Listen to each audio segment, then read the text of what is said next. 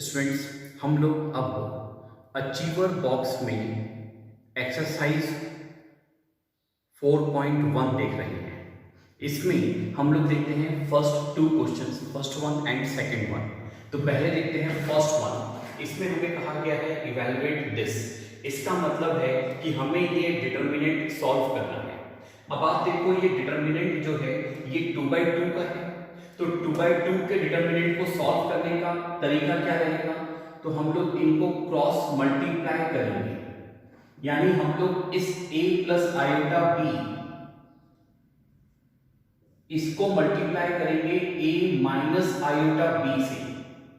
इसी प्रकार हम लोग यहां पर ये जो c प्लस आयोटा d है इसको मल्टीप्लाई करेंगे minus c plus iota d से, और फिर इनका डिफरेंस लेंगे। तो हम लोग यहां पर इसको लेट कर लेते हैं, let this is your delta. हम इसको एक नाम दे देते हैं कि ये डेल्टा है। तो डेल्टा इज इक्वल्स टू आएगा दिस वन। कैसे आया? तो क्रॉस मल्टीप्लाई किया और फिर डिफरेंस दिया। तो पहले इसको सॉल्व करते हैं। ये है a plus B, this is a minus B. इसको सॉल्व करेंगे तो क्या आएगा? a square plus b square. ध्यान रखिए, कायदे से फॉर्मूला होता है a square minus B square, पर यहां पर आयोटा स्क्वायर के कारण ये क्या हो जाएगा? प्लस। इसके बाद यहां पर देखिए, इसमें हम लोग इन दोनों को आपस में मल्टीप्लाई करेंगे। यहां पर भी हम लोग इसके अंदर क्या ही कह सकते हैं कि ये है आपका a प्लस बी, ये है a plus B, and this is your a minus B.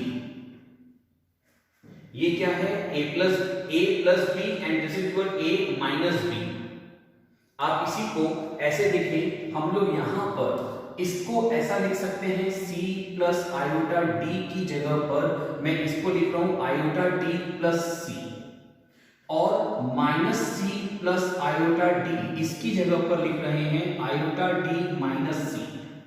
Okay, अब आप देखो, ये है a plus B, this is your a minus B. Solve करेंगे तो क्या आएगा? a square minus B square. यहां पर इसमें iota d into iota d करेंगे तो ये आएगा आपके पास आयोटा d होल स्क्वायर। तो a की जगह पर क्या है? आयोटा d, तो a स्क्वायर क्या बना? Iota d whole square, minus b की जगह पर क्या आएगा? c, तो ये हो जाएगा c स्क्वायर। अब देखिए, ये है आयोटा d स्क्वायर, इसको सॉल्व करेंगे तो आएगा minus d square minus c square. तो यहां पर इस पूरे को सॉल्व करने पे हमारे पास क्या आएगा? Minus d square minus c square.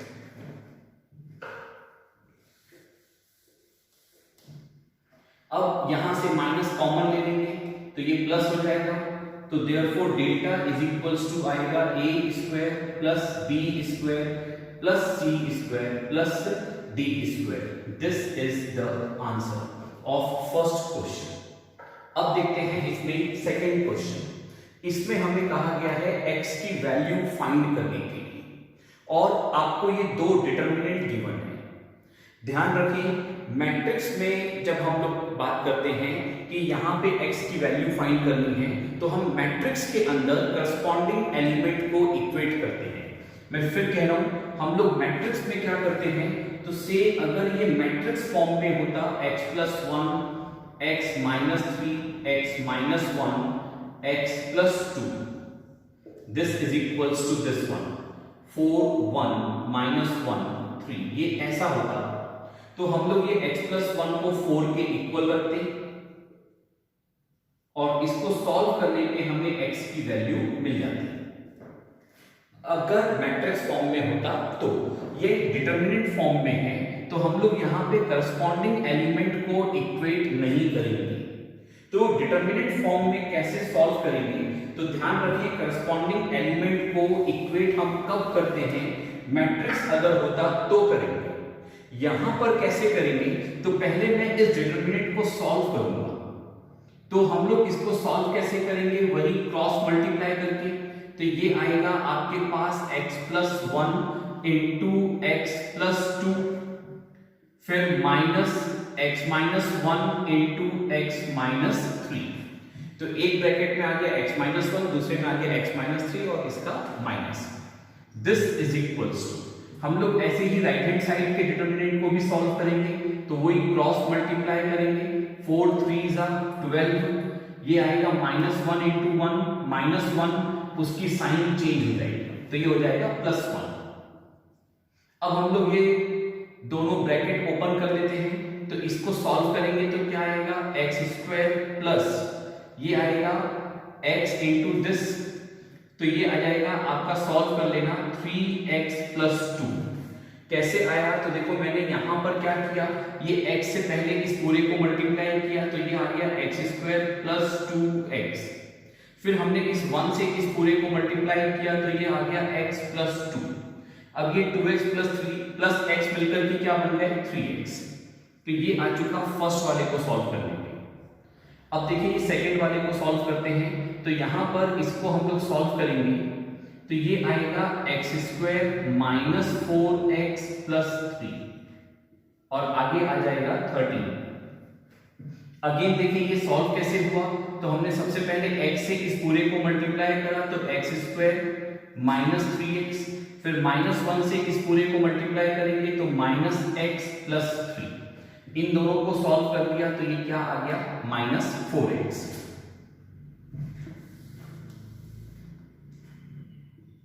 अब हम लोग ये लेफ्ट हैंड साइड में देखें, ये एक्स स्क्वायर से एक्स स्क्वायर कैंसिल हो जाएगा, ये है 3x और ये है 4x, प्लस का 4x, प्लस का क्यों, माइनस इंटू माइनस प्लस, तो ये आ जाएगा 7x, फिर ये है प्लस 2 और ये है minus 3, that will give you minus 1, that is equals to 13।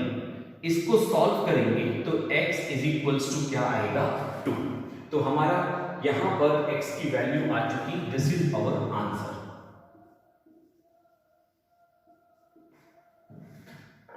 तो हमने यहां पर अचीवर बॉक्स के फर्स्ट 2 क्वेश्चंस कर लिए हैं। आपको जो फाउंडेशन बॉक्स है इसमें एक्सरसाइज 4.1 पूरी सॉल्व करनी है, तो वो अब आपके लिए पूरी होमवर्क है, तो ये नोट डाउन करें।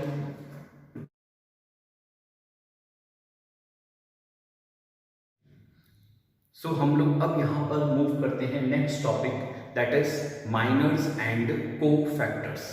माइनर्स एंड कोफैक्टर्स को समझने के लिए मैंने यहां पर एक क्वेश्चन लिया एक्सरसाइज 4.4 में से।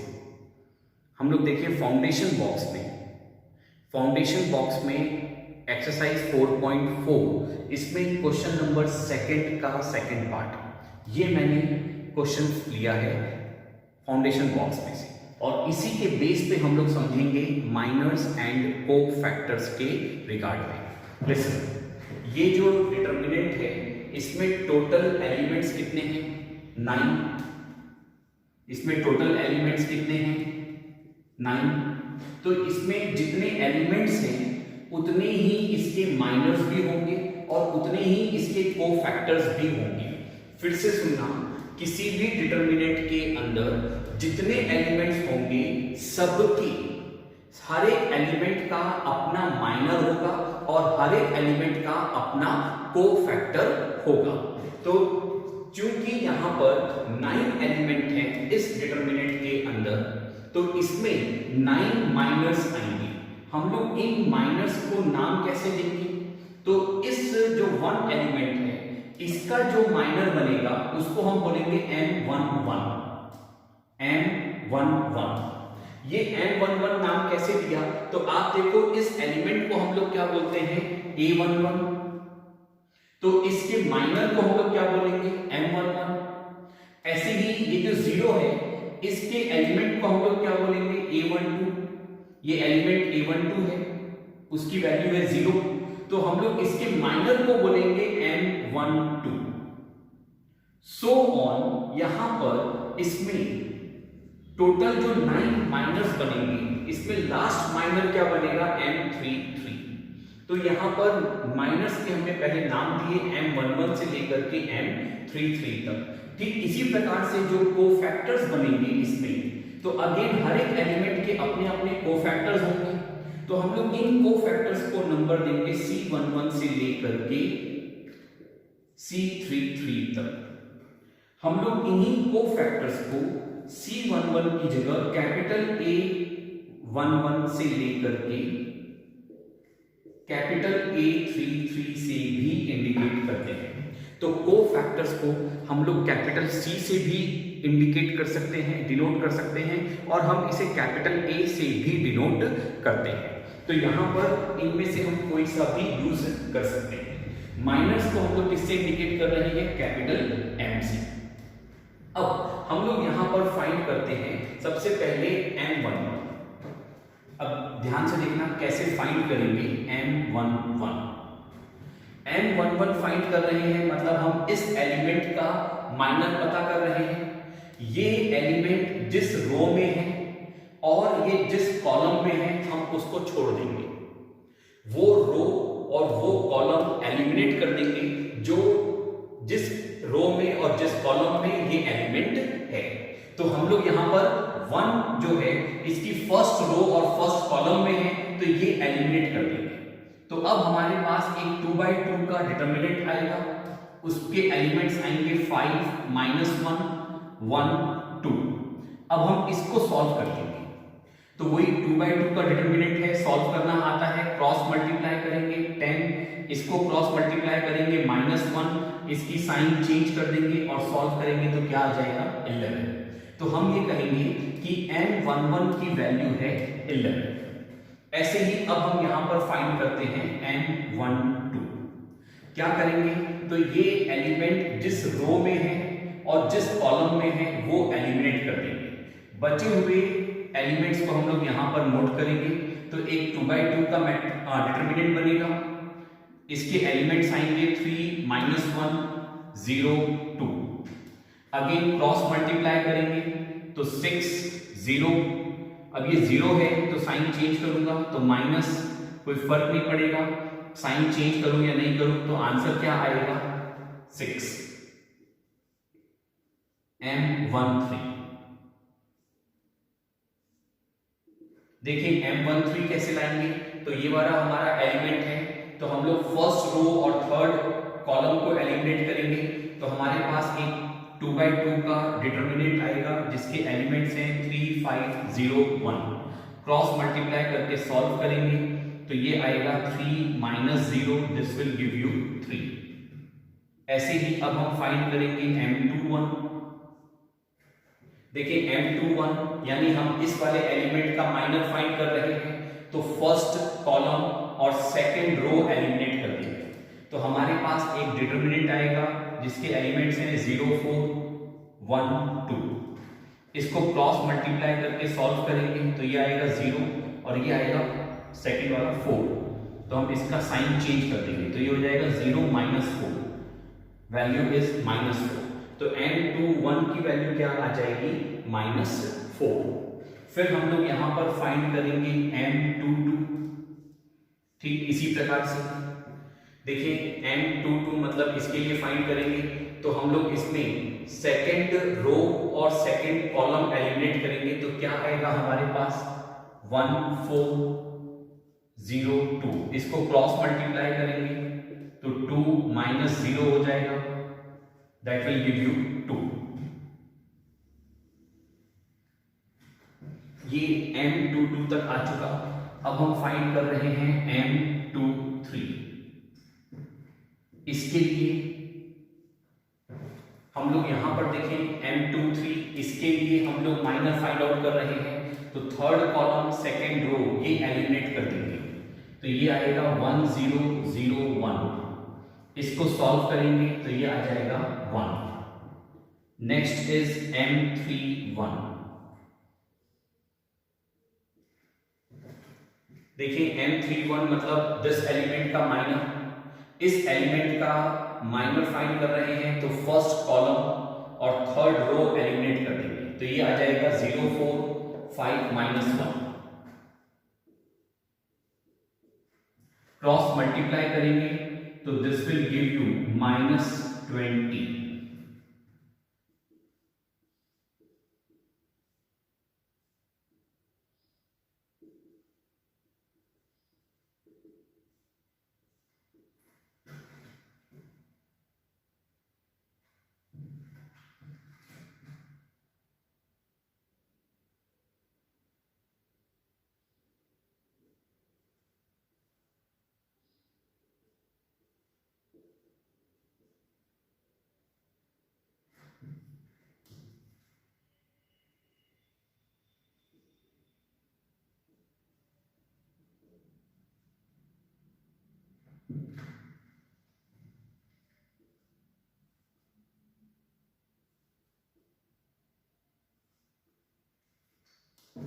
तो इस प्रकार से हम लोग पूरे 9 माइनर्स फाइंड कर लेंगे M11 से लेकर के M33 तक।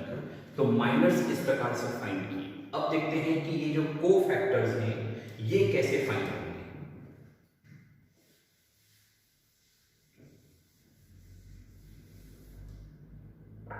पहली बात, हमारे पास 9 कोफैक्टर्स आएंगे। अगेन हम लोग इसमें सबसे पहले C11 फाइंड करते हैं, यानी इस फर्स्ट एलिमेंट के लिए हम लोग कोफैक्टर पता करेंगे। ये आएगा कैसे? तो इसका कॉन्सेप्ट है -1 टू द पावर, ये जो दोनों इसकी पोजीशन है रो और कॉलम की, वो हम लोग यहाँ पर प्लस करेंगे 1 + 1। याद करो, डिटर्मिनेंट फाइंड करने के लिए भी हम ऐसा करते हैं, वही चीज हम यहाँ पर भी वर्कआउट कर रहे हैं, -1 टू द पावर 1 + 1। और अब इसको मल्टीप्लाई करेंगे, M11 से, यानी इसके माइनर से। इसका माइनर हम पहले ही फाइंड आउट कर चुके, ये आया था 11, तो यहां पर क्या आ जाएगा 11, या मैं इसको चाहूं तो ऐसा भी लिख सकता हूं -1 टू दी पावर, ये तो आ गया 2, और ये आ जाएगा यहां पर M11 क्या आएगा 5 - 1 1 and 2। इसको सॉल्व करेंगे तो ये तो आएगा +1, और इसको सॉल्व करेंगे तो ये आएगा 10 + 1 दैट विल गिव यू 11। तो ये C11 आ चुका, दैट इज 11। और हम चाहें तो इसको शॉर्ट में क्या कर सकते हैं, तो इतना सब नहीं लिखेंगे, क्योंकि हमारे पास ऑलरेडी माइनर आ चुका है, तो हम सीधे वो माइनर यहाँ रख देंगे 11, और इसको सॉल्व करेंगे तो ये आएगा +1 + 1 × 11, इसको सॉल्व करने पे क्या आएगा 11। अब देखते हैं C12 मतलब हम इस वाले एलिमेंट का कोफैक्टर फाइंड आउट कर रहे हैं, तो हम इसको लिखेंगे -1 टू दी पावर 1 + 2। उसके रो की पोजीशन और कॉलम की जो पोजीशन है उसको ऐड करेंगे पावर में, और यहां पर इनटू में आएगा M12, यानी इस एलिमेंट का माइनर। तो जिस एलिमेंट का हम कोफैक्टर निकाल रहे हैं उसी एलिमेंट की पोजीशन को भी दिया, और उसी एलिमेंट के माइनर को भी हम यहां पर ले रहे हैं। तो यहां पर देखो M12 कितना आया था 6, तो ये आ चुका 6, और ये है -1 की पावर 3। इसको सॉल्व करेंगे तो क्या आएगा -1 × 6 करेंगे, दैट विल गिव यू -6। ऐसे ही हम लोग यहां पर सारे एलिमेंट्स फाइंड करेंगे, कोफैक्टर्स फाइंड करेंगे। ओके, इसमें हम लोग एक बात ध्यान दें कि यहां पर जितने भी माइनर्स आएंगे हम उतने ही यहां पर कोफैक्टर्स भी निकाल रहे हैं, और कोफैक्टर्स माइनर्स के ऊपर बेस्ड हैं। ठीक, इतना नोट करें।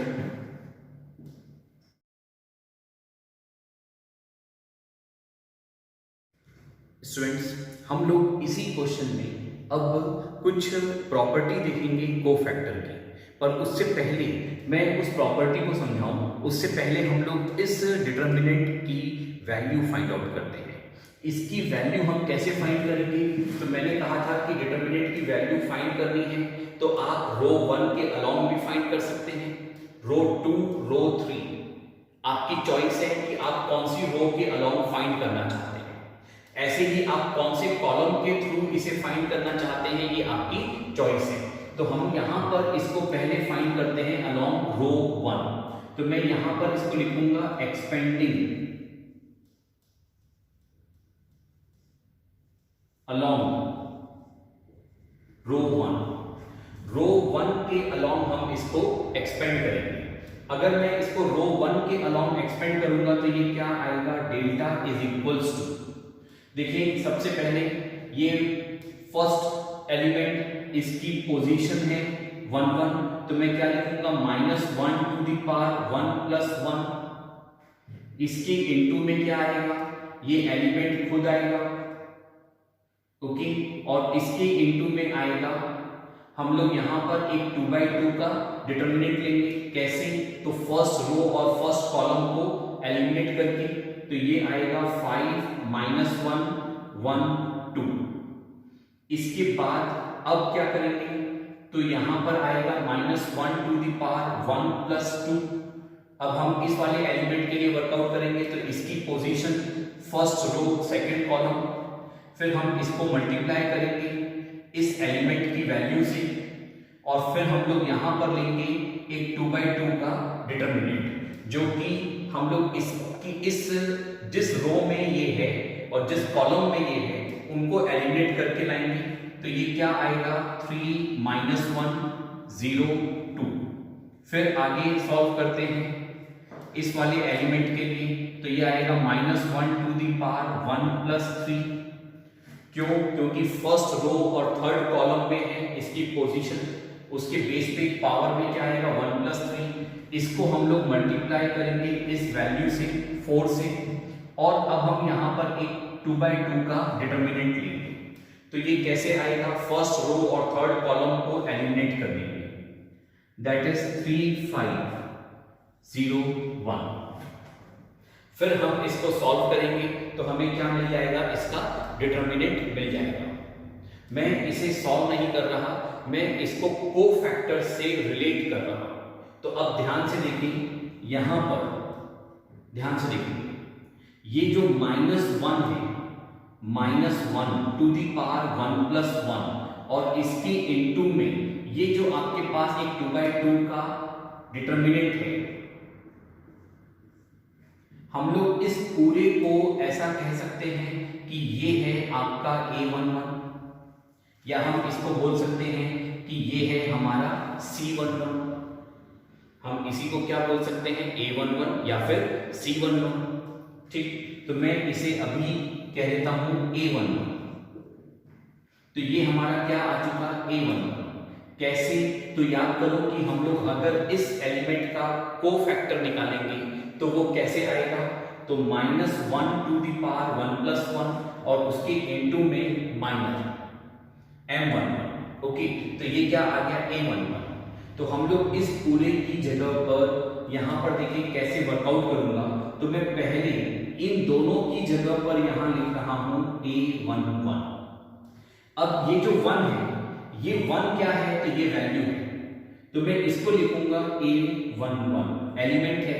तो एलिमेंट को हम कैसे लिखते हैं, स्मॉल a से, तो ये आएगा स्मॉल a11 और ये आएगा कैपिटल A11। ठीक, तो यहां पर हमने इस पूरे को सॉल्व करके क्या लिखा, small a11 into capital A11। ये है एलिमेंट की वैल्यू और ये है कोफैक्टर की वैल्यू, प्लस अब आप देखो इसमें भी यहां पर क्या हो रहा है, तो ये जो 0 है इसको हम लोग बोलेंगे कि ये A12 एलिमेंट की वैल्यू है, स्मॉल a12 एलिमेंट की वैल्यू है, और ये -1 टू दी पावर 1 प्लस 2, और ये डिटरमिनेंट ये पूरा हमारा क्या है A12 कैपिटल A12 इस प्रकार से, plus A13 into capital A13। तो यहां पर डिटरमिनेंट को फाइंड करने का ये फॉर्मूला हो गया with the help of cofactors. अगर आपके पास कोफैक्टर्स हैं तो हम लोग यहां पर क्या कहेंगे कि डिटरमिनेंट को फाइंड करने का ये फॉर्मूला है। तो this is your formula for finding determinant on the basis of cofactors. तो ये फर्स्ट प्रॉपर्टी आ चुकी रिगार्डिंग कोफैक्टर्स। तो यहां पर अब इसी को थोड़ा और मैं एक्सटेंड करता हूं। मैंने आपसे क्या कहा कि हम लोग ये डिटरमिनेंट फाइंड करना चाहते हैं, तो हम अलोंग रो 1 के एक्सपेंड करके भी फाइंड कर सकते हैं, अलोंग रो 2 के एक्सपेंड करके भी फाइंड कर सकते हैं। तो यदि मैं इसको रो 2 के अलोंग एक्सपेंड करूंगा तो आप देखो ये एलिमेंट है, इसकी पोजीशन है 2 1, तो मैं इस एलिमेंट की वैल्यू क्या लूंगा A21 स्मॉल a21, और इसके कोफैक्टर को क्या लिखेंगे capital A21, this plus A22 into capital A22 plus A23 into capital A23। अगर मैं इसको सॉल्व करूंगा तो भी मुझे डिटरमिनेंट की वैल्यू मिल जाएगी। It means this is equals to this, ये सब सेम है, ये सब इक्वल है। ऐसे ही अगर मैं थर्ड रो के अलोंग एक्सपेंड करूंगा तो क्या आएगा मेरे पास A31 into capital A31 plus A32 into capital A32 plus A33 into capital A33। It means मैं किसी भी एक रो के अलोंग जब एक्सपेंड करता हूं तो मुझे डिटरमिनेंट मिल जाएगा। तो मैं उसके लिए यहां पर कोफैक्टर के बेस पर ये तीन अलग अलग फॉर्मूला बना सकता हूं। कायदे से देखा जाए तो एक ही है, बस हमने वहां पर कौन से रो के अलोंग वर्कआउट किया ये इंपॉर्टेंट हो गया। ऐसे ही मैं क्या तीन और फॉर्मूला बना सकता हूं कॉलम को बेस बनाकर, तो बनाते हैं। अगर मैं फर्स्ट कॉलम के अलोंग एक्सपेंड करूं तो क्या आएगा, ये है A11 into capital A11 plus इसके बाद आएगा A21 into capital A21 plus A31 into capital A31। ये फर्स्ट कॉलम के अलोंग एक्सपेंड करने पे आएगा। ऐसे ही दो और आप लोग लिख सकते हैं और ये सब की वैल्यू सेम है, सबकी वैल्यू सेम है। तो यहां पर फर्स्ट प्रॉपर्टी हम लोग देख चुके रिगार्डिंग कोफैक्टर्स, इसको नोट करें।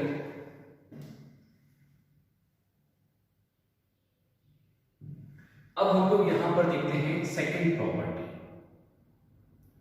अगर मैं यहां पे A11 इसके एलिमेंट ले रहा हूं, मैं एलिमेंट ले रहा हूं फर्स्ट रो के, ध्यान से देखना, मैं एलिमेंट ले रहा हूं फर्स्ट रो के और कोफैक्टर्स ले रहा हूं सेकंड रो के।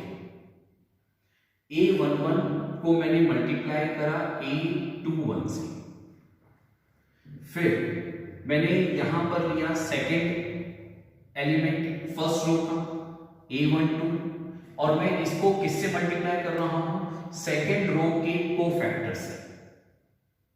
ऐसे ही यहां लिया हमने A13 और इसको किससे मल्टीप्लाई कर रहे हैं, सेकंड रो के कोफैक्टर से, A23 के कोफैक्टर से। एलिमेंट ले रहा हूं फर्स्ट रो से और मैं कोफैक्टर्स ले रहा हूं करस्पॉन्डिंगली सेकंड रो से, सेकंड रो से।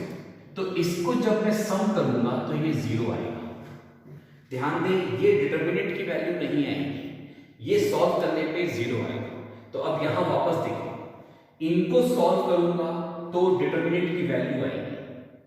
ठीक कैसे, तो A11 को जब मैं उसी के कोफैक्टर से मल्टीप्लाई कर रहा हूं, A12 को जब मैं उसी के कोफैक्टर से मल्टीप्लाई करूंगा और सम करूंगा तो मेरे को डिटरमिनेंट की वैल्यू मिलेगी। और अगर मैं किसी और एलिमेंट को लूं और कोफैक्टर किसी और का लूं और फिर मैं इसको ऐड करूंगा तो वैल्यू क्या आएगी, 0। तो आप देखो मैंने क्या किया, A11 का एलिमेंट लिया और फर्स्ट रो से एलिमेंट लिए और सेकंड रो के कोफैक्टर्स लिए करस्पॉन्डिंगली। तो ये एलिमेंट इसकी सम क्या आएगा, 0। आप कहोगे सर अगर मैं चलो फर्स्ट रो का एलिमेंट लूं और थर्ड रो का कोफैक्टर ले लूं, थर्ड रो का कोफैक्टर A31, ऐसे ही यहां से ले A12, एलिमेंट ले रहा हूं फर्स्ट रो से और कोफैक्टर ले रहा हूं थर्ड रो से। ऐसे ही A13 को मल्टीप्लाई किया कैपिटल A33 से, यहां पर आएगा 32। तो इसमें हमने क्या किया, ये A32 से मल्टीप्लाई किया, इसको हमने A33 से मल्टीप्लाई किया। अब मैं इसका सम करूंगा तो ये भी क्या आएगा, 0।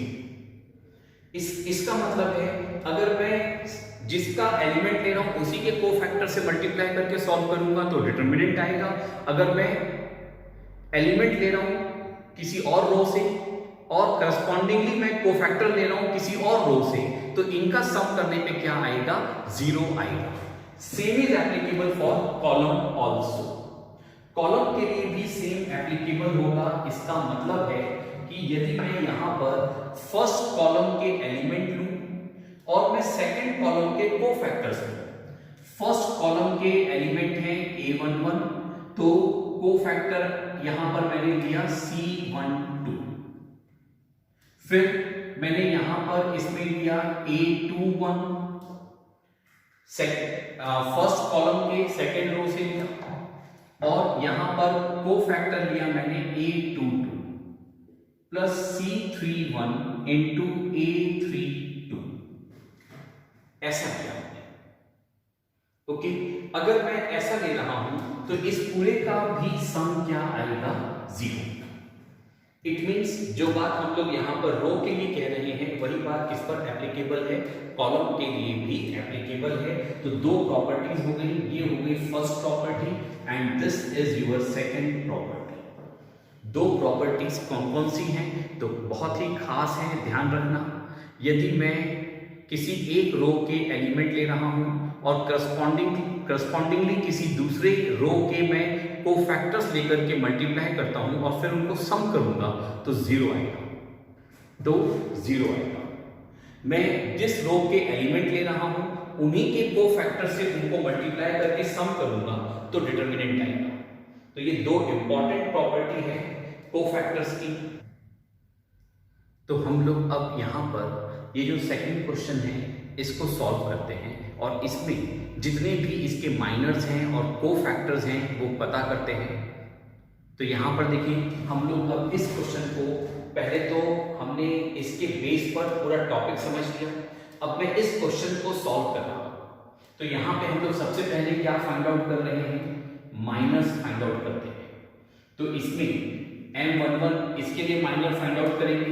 तो अब मैं थोड़ा सा डायरेक्ट करूंगा, ध्यान से देखना। इसके लिए माइनर फाइंड आउट करेंगे तो first row first column eliminate हो गई, ये एलिमिनेट हो गई। तो अब आपके पास क्या है?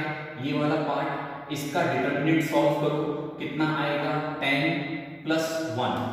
तो डायरेक्टली मैं यहां पर नोट कर रहा हूं 11।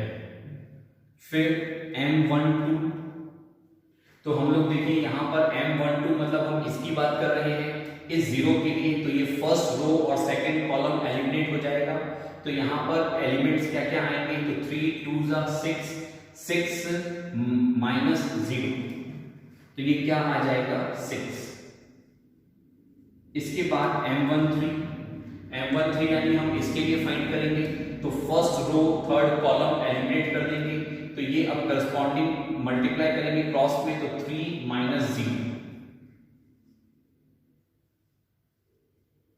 फिर M21 मतलब हम लोग इसके लिए वर्कआउट करेंगे।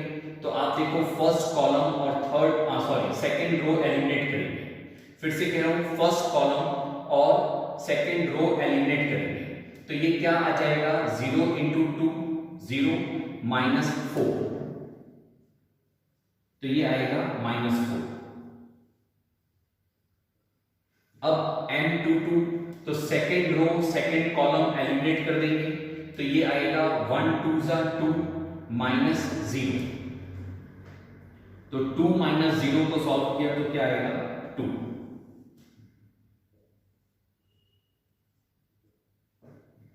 अब यहां पर हम लोग फाइंड कर रहे हैं माइनर फॉर एलिमेंट A23। इस वाले के लिए माइनर फाइंड आउट कर रहे हैं। तो थर्ड कॉलम और सेकंड रो एलिमिनेट करेंगे। तो अब हमारे पास क्या आएगा? 1 इंटू 1 यानी 1 और 0 इंटू एनीथिंग दैट इज 0। तो 1 माइनस 0 करेंगे तो क्या आ जाएगा? 1। अब हम लोग लेते हैं M31। तो फर्स्ट कॉलम थर्ड रो ये एलिमिनेट करेंगे। तो क्या आएगा? 0 इंटू -1 यानी 0 और -20। तो 0 माइनस 20 को सॉल्व करेंगे -20। अब लेते हैं नेक्स्ट वन M32। तो ये क्या आएगा? थर्ड रो एलिमिनेट होगी, सेकंड कॉलम एलिमिनेट होगा। तो ये आएगा 1 इंटू -1, तो ये आ जाएगा -1 और यहां आएगा -12। -1 -12 दैट विल गिव यू -13। अब हम लोग फाइंड करते हैं M33 मतलब दिस वन। तो इसके लिए हम लोग यहां पर third row third column eliminate करेंगे। तो ये आएगा 1 5 5 माइनस 0, तो दैट विल गिव यू 5। तो हमारे पास ये सारे माइनर्स आ चुके हैं। ये सारे क्या आ चुके हैं, माइनस। अब हम लोग यहां पर फाइंड करते हैं कोफैक्टर्स। तो C11 आप देखो M11 कितना है 11 और C11 फाइंड करना है तो ये भी क्या आएगा 11। फिर यहां पर C12 फाइंड करते हैं, M12 कितना आया था 6 तो C12 आएगा -6। अब देखो ये यहां पर ये माइनस से मल्टीप्लाई किया, यहां नहीं किया, ऐसा क्यों? क्योंकि हम लोग इसमें देखेंगे कि ये जो पोजीशन है ये क्या आ रही है, तो इसको ऐड करो 1 + 1 करें, क्या आ रहा है 2। इवन है तो -1 की पावर इवन होगी तो प्लस आ जाएगा। तो इसलिए हम लोग यहाँ पर जो M11 आया उसको +1 से मल्टीप्लाई किया। अब यहाँ पर देखेंगे 1 + 2 करेंगे, क्या आएगा 3, तो -1 की पावर कितनी हो गई 3, ऑड पावर है यानी नेगेटिव आएगा। तो हम लोग ये जो M12 की वैल्यू है इसको मैं -1 से मल्टीप्लाई करूंगा तो ये क्या आ जाएगा -6 एंड सो ऑन, हम इसको कैलकुलेट करेंगे। तो यहां पर अब देखो C13 ये पॉजिटिव आएगा, +1 से मैं इसको मल्टीप्लाई करूंगा तो यहां आ जाएगा 3।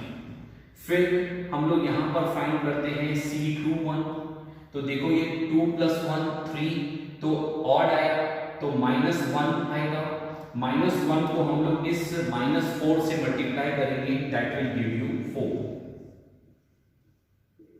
नेक्स्ट इज C2, पहले देखो ये क्या आएगा पॉजिटिव 4 है तो -1 टू द पावर इवन है तो ये +1 आएगा, इसको +1 से मल्टीप्लाई करेंगे तो 2 आ जाएगा। फिर यहां पर हम फाइंड करते हैं C23, so on C31 C32 and C33 find करेंगे। तो इस पे वैल्यूज आएंगी -1 -20 13 एंड 5, इस प्रकार से वैल्यूज आएंगी। तो हमारे पास माइनर्स भी आ चुके, हमारे पास कोफैक्टर्स भी आ चुके। हम लोग अब इसको मैट्रिक्स फॉर्म में लिखेंगे। हम इसको यहाँ पर नहीं छोड़ेंगे, ऐसा सॉल्व करके नहीं छोड़ेंगे, हम लोग इसको अब कैसे लिखेंगे मैट्रिक्स फॉर्म में लिखेंगे। तो हम लोग यहाँ पर लिखेंगे matrix of minus.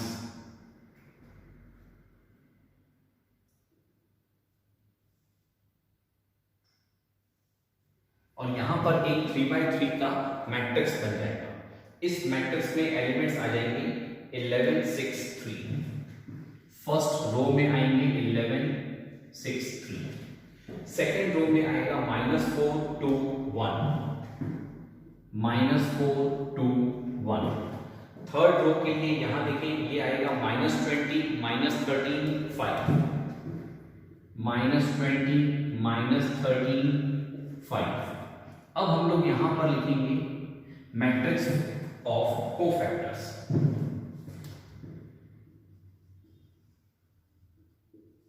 Matrix of cofactors,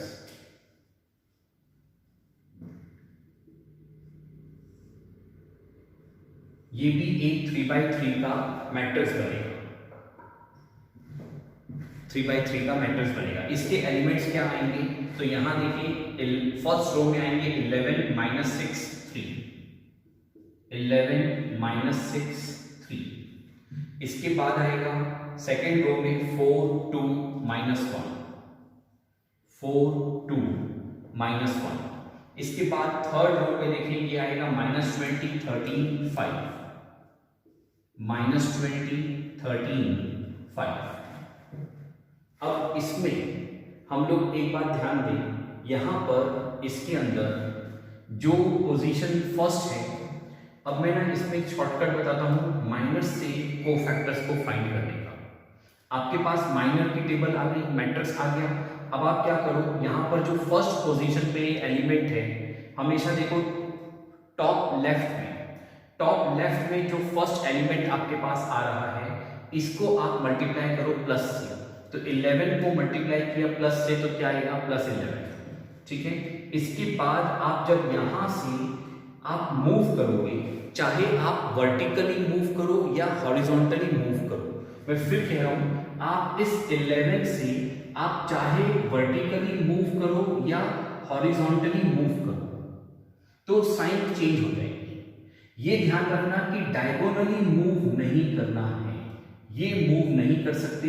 सिर्फ क्या मूव कर सकते हैं, तो या तो वर्टिकली मूव करो डाउनवर्ड या आप हॉरिजॉन्टली मूव करो, पर आप कैसे मूव नहीं कर सकते, तो डायगोनली मूव नहीं कर सकते। तो यहां से जब मैं इधर जाऊंगा तो ये साइन इसकी चेंज हो जाएगी, इसको मैं माइनस से मल्टीप्लाई करूंगा, तो 6 को माइनस से मल्टीप्लाई करा -6। यहां से वापस इधर जाऊंगा तो इसको मैं प्लस से मल्टीप्लाई करूंगा, तो प्लस से मल्टीप्लाई करा तो 3। इसके बाद हम लोग आएंगे, यहां से मैं यहां आता हूं, तो देखो मैं 11 से -4 पे गया तो वर्टिकली नीचे गया। भाई 11 से मैं -4 पे गया तो वर्टिकली नीचे गया, तो 11 मेरा पॉजिटिव था, तो ये मैं नेगेटिव से मल्टीप्लाई करूंगा, तो -4 को माइनस से मल्टीप्लाई करूंगा तो 4 आएगा। अब मैं इस पॉइंट से वापस इधर की तरफ जा रहा हूं हॉरिजॉन्टली।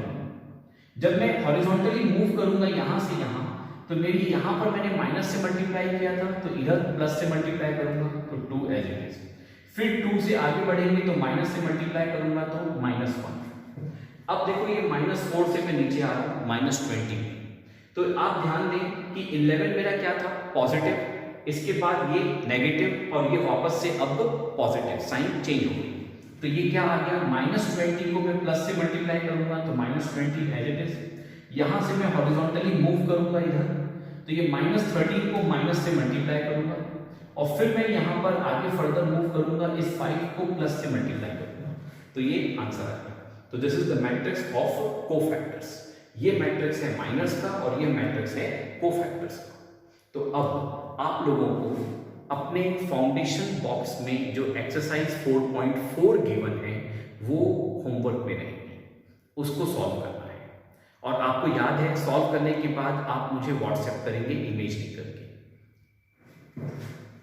इसको नोट करें।